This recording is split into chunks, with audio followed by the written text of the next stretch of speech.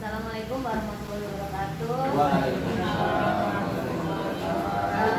Selamat pagi Bapak Ibu rekan semua dari kepala sekolah. Kesempatan kali ini saya ingin berbagi sedikit pengetahuan yang mungkin nanti akan lebih banyak ditambah oleh Ibu karena Ibu sudah berpengalaman selama manajemen sekolah inklusif ya Bu. Jadi Kemdikbud dalam hal ini memiliki program yaitu pendidikan inklusif. Ada nanti di di yang kemarin itu yang berbarengan dengan AKM. Salah satunya adalah yang terbaru adalah pendidikan inklusif.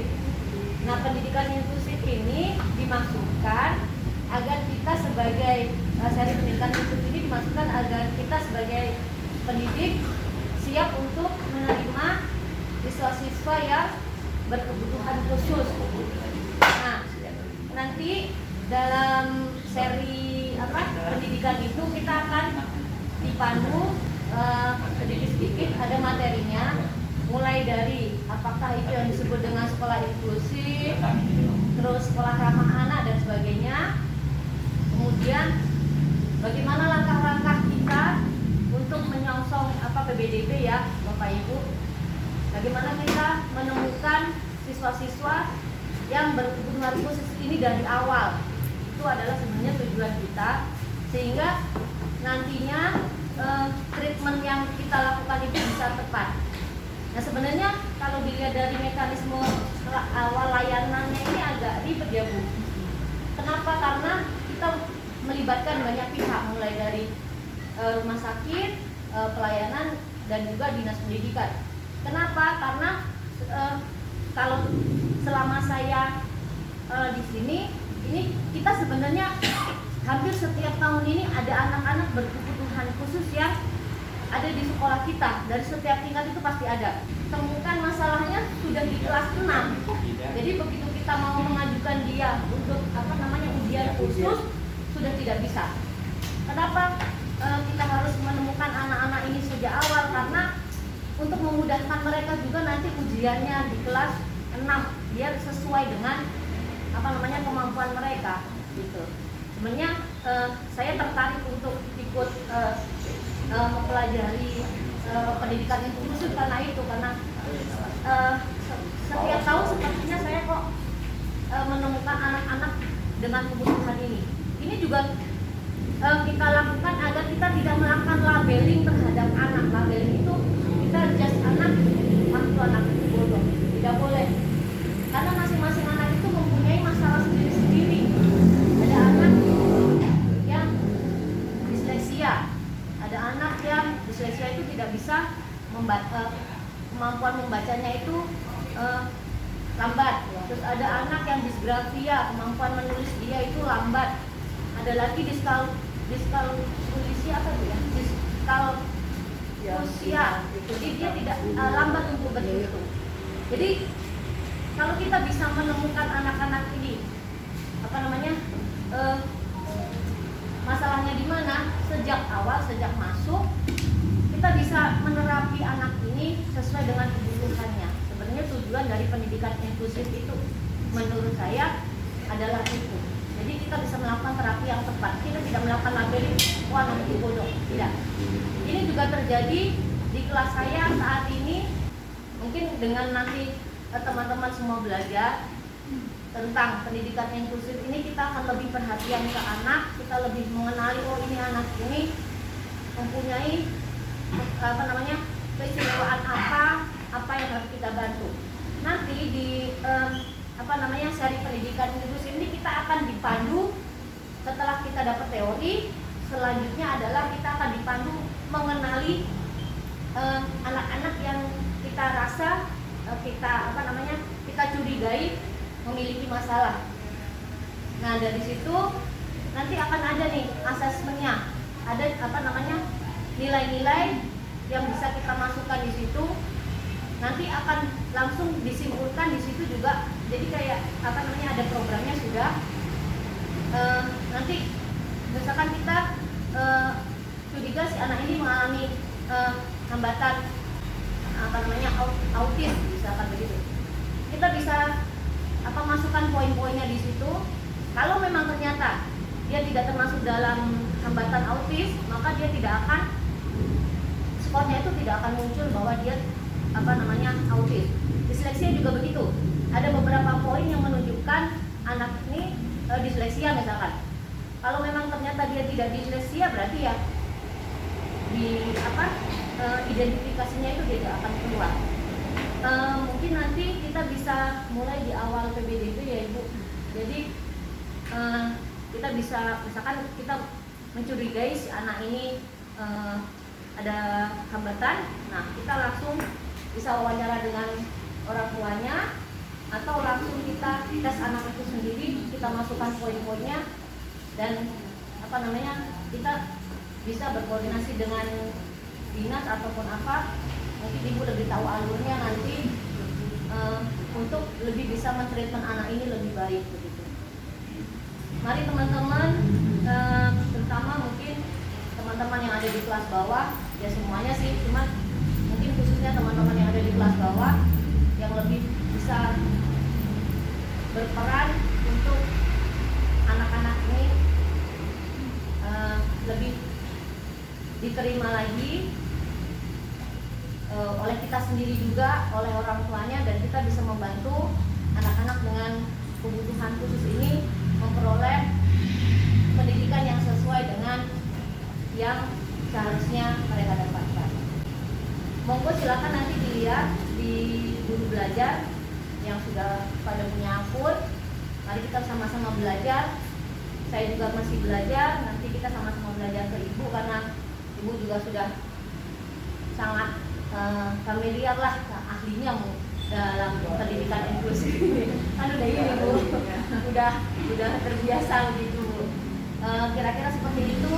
Terima kasih. Semoga kita semua diberi kekuatan dan kesadaran dan cara untuk bisa lebih mendidik anak-anak dengan anak-anak kita yang berkebutuhan khusus. Terima kasih. Wassalamualaikum warahmatullahi wabarakatuh. Waalaikumsalam warahmatullahi wabarakatuh. Dengan adanya pembelajaran inklusi ini diharapkan Bapak dan Ibu mengenal anak-anak kita. Sebenarnya anak-anakku semuanya adalah punya otak yang bagus, punya daya otaknya tuh, tampungannya tuh benar-benar kita tuh luar biasa, sampai bermil-mil itunya ya, sel-sel otak kita.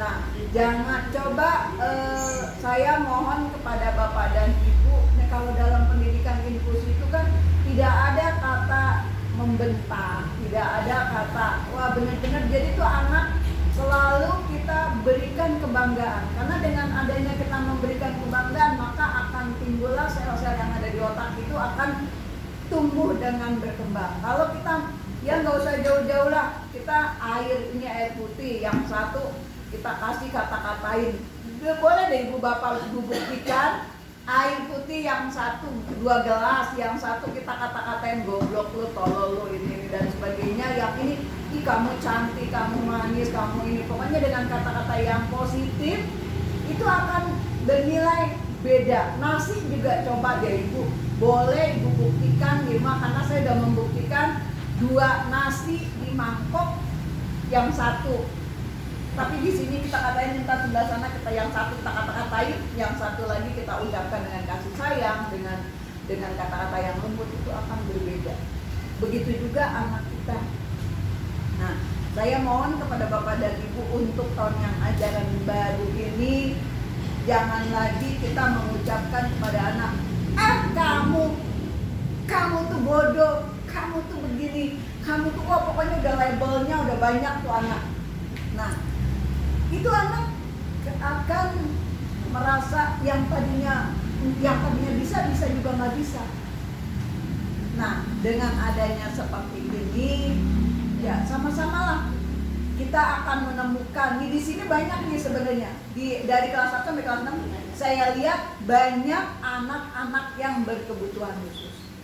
Nah, terutama nih nanti yang kelas 5 nih ya, nanti yang kelas 5 mau naik kelas 6, tolong dari awal pas kelas 5 nanti pas naik kelas 6 didata anak yang kalau bisa kita membuat cari ya Bu Eva, kita cari tentang asesmen yang untuk anak-anak mana dari tingkatan-tingkatan kan ada, nanti kita istilahnya belajar untuk kita semua lah, kita bisa semua, tidak hanya Bu Eva saja dan tidak hanya saya, tapi semua teman-teman bisa belajar dan bisa menemukan. Kalau sudah kita menemukan, pokoknya kita memberikan kepada anak yang terbaik, itu nanti anak tuh akan terkenangnya kebaikan kita, bukan karena coba kalau kita sering ngata-ngatain anak, apalagi dikatain yang macam-macam, anak itu akan sakit hati dan mereka akan menjadi tumbuh ya di banyak yang dendam. Nah itu yang kebanyakan mereka yang pada huru hara, yang mereka kenapa mereka kurang, udah di rumahnya kurang kasih sayang, terus di sekolah mereka dimarah-marahin, dicap, kamu tuh bandel banget sih. Nah akhirnya timbul di otaknya dia, gue bandel gitu. Jadi cobalah kalau ada anak yang bandel banget, kemudian kita nggak usah marahin, panggil aja, ibu mau ngobrol, atau bapak mau ngobrol, ajak ngobrol aja. Kamu sebenarnya maunya apa sih? Jadi kita mengambil hati anak dulu. Jadi kita ngikutin dia dulu. Nanti kalau dia udah tertanam ke kita, barulah. Jadi dunia anak kita ambil dulu. Setelah udah anak udah dekat sama kita, barulah dunia kita masukkan kepada mereka. Itu untuk Jadi saya mohon kepada Bapak dan Ibu, marilah kita sama-sama. Nah untuk tahun ajaran baru ini mudah-mudahan kita bisa dengan segera menemukan anak-anak yang berkebutuhan khusus, karena setiap sekolah harus wajib menerima 2% dari jumlah siswa. Jadi itu saja mungkin pesan dari saya untuk Bapak dan Ibu. Mudah-mudahan apa yang kita akan programkan, ya apa yang sudah nanti Bu Eva programkan, silakan dilanjutkan. Bantu cari dengan teman-teman, bikin groupingnya, siapa penanggung jawabnya, siapa yang membuat asesmennya, dan siapa. Kita sama-sama mencari biar sekolah kita walaupun ada anak inklusi, anak itu tetap belajar dengan nyaman. Dan anak-anak yang bukan inklusi, yang bukan anak termasuk kebutuhan khusus, kita akan bisa menemukan anak-anak itu anak yang emas, ya. Kita akan menemukan intan emas pada anak-anak kalau kita sudah menyadari kalau kita, alhamdulillah ya, saya dengan adanya saya ditaruh di SDN Depok Baru 8 itu banyaklah yang saya sudah dapatkan, termasuk karena cucu saya juga termasuk anak inklusi ya. Jadi alangkah ininya ya, renyuhnya kalau misalnya kita banyak memang di masyarakat yang kalau punya anak cacat itu mereka malu diumpetin ya, padahal justru itu bangga, suatu kebanggaan buat kita, berarti kasih sayang kita sepenuhnya untuk mereka karena kita dipercaya oleh Allah Subhanahu wa Ta'ala.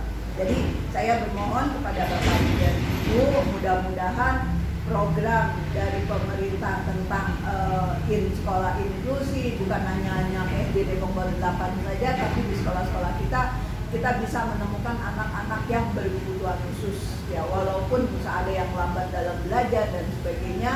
Dan kita nanti akan kita cari bersama-sama, tanpa adanya itu mungkin kita tidak akan bisa kalau tidak ada kerjasama tidak akan bisa terlayani anak-anak kita. Mudah-mudahan dengan adanya kegiatan ini kita bisa ya melaksanakan pembelajaran kita nanti di tahap berikutnya di bulan Juli. Mudah-mudahan kalau kita sudah 100% yang divaksin, kita bisa membuka sekolah tatap muka walaupun hanya 50%. Kalau misalnya di kecamatan kita sudah warnanya zonanya hijau, maka kita 100% bisa melaksanakan tatap muka dengan sebaik-baiknya. Itu saja mungkin tambahan dari saya. Mudah-mudahan apa yang disampaikan Bu Eva dan saya, mudah-mudahan Bapak dan Ibu melaksanakan dengan sebaik-baiknya, karena tanpa adanya kerjasama tidak akan mungkin suatu